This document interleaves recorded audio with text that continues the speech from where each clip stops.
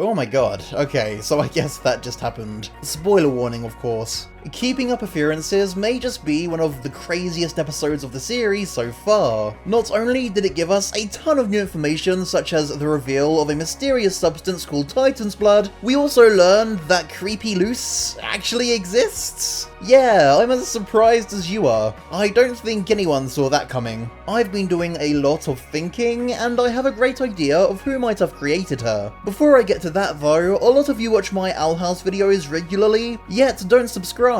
I'd really appreciate it if you help support the channel by doing so, and so that you don't miss out on any of my videos. If you're feeling extra kind and want to put food on my table, please consider donating to my Patreon. Not only does it support me, it'll grant you some cool perks. The link is down below in the description. Now back to Creepy Luz.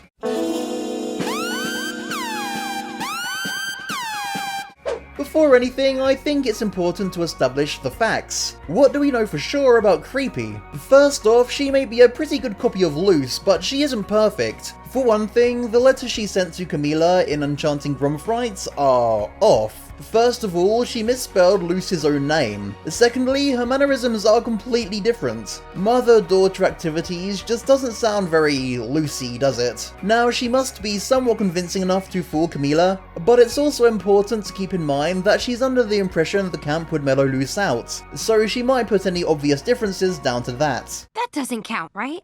It's also very worth noting that this Luz may not necessarily be magic. Humans can't actually use magic on Earth due to having no biosac, as confirmed when Luz tried to use magic against Lilith in the S1 finale. As such, a human culprit may mean a Creepy Luz built by scientific tech rather than magic. The main thing we don't know about Creepy is the motive behind her. Why would someone have built this Luz imposter or pretended to be Luz solely to trick Camila? I think any motive involving her completely rules out any of Luz's friends and acquaintances, as they have nothing to gain from that. Or even Belos. Belos especially, as he specifically has no way to gain access to the human realm, which is his ultimate goal. I don't think it's a one-off monster of the week either, like a random creature or alternate Luz, as it doesn't really fit into the plot in any real way. It'd be kind of random and tangential. This includes random witches trapped on Earth, as it would be far too contrived for Luz to have been sent to the Isles at the same time her mother was targeted by another witch. So if it's none of them, who does that leave? Chances are you're immediately thinking of the reality check summer camp, and that's very understandable.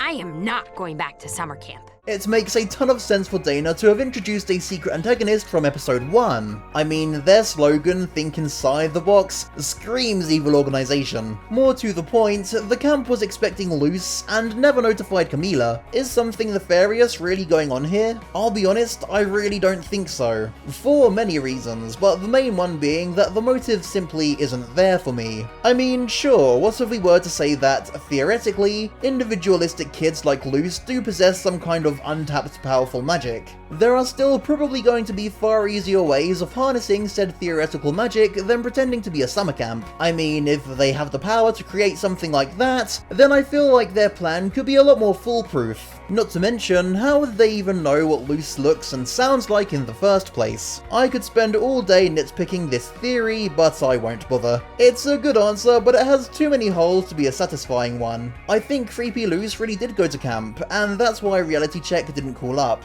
So, that leaves out pretty much everyone, right? Not yet.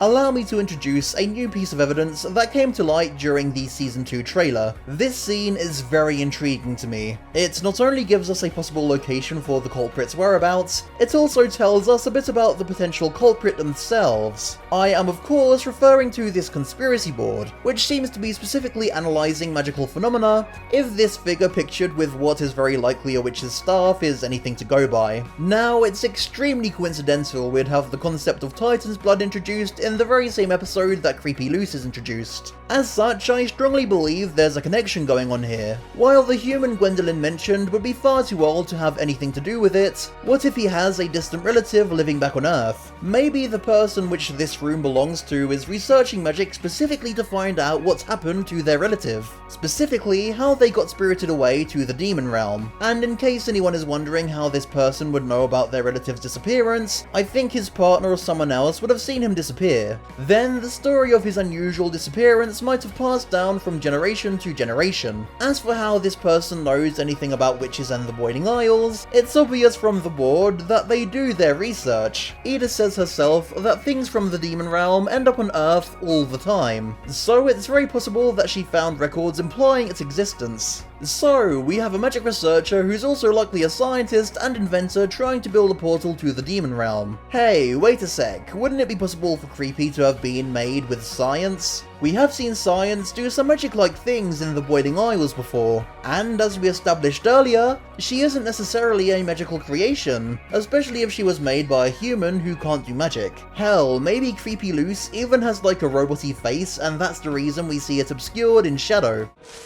Ugh. But why would this person do this? Since this person is an avid researcher of magical phenomena, then what if their travels led them to the shack where Eda's portal appears? What if, while monitoring it, they saw Luz get abducted by it? If this scientist is particularly kind, then maybe Creepy Luz was made in order to spare Camila the grief of having her daughter go missing in the same way that this person's relative did. That leaves one last question. How did they find out so much about Luz, like the fact that she went to camp? The answer is simple. Lots and lots of research. The same way they found out about all of the information on the conspiracy board. They're clearly very capable. And hey, if we look at those letters again, wouldn't it make sense for them to misspell Luz's name if they barely know her? And isn't mother-daughter activities language typical of some dorky science nerd? Finally, I think this makes a ton of sense in the grand scheme of the show's plot. This person could not only reveal the demon realm to Camila, but the portal they're theoretically building would also serve as a means for Luz to get off the Boiling Isles when the time comes. I really hope you enjoyed this video, and make sure to leave a like if you did. And hey, why not subscribe for more awesome videos like it? Comment with your thoughts and theories down below and tell me who you think created or is Creepy Luz. Thanks so much for watching, and I'll see you next time.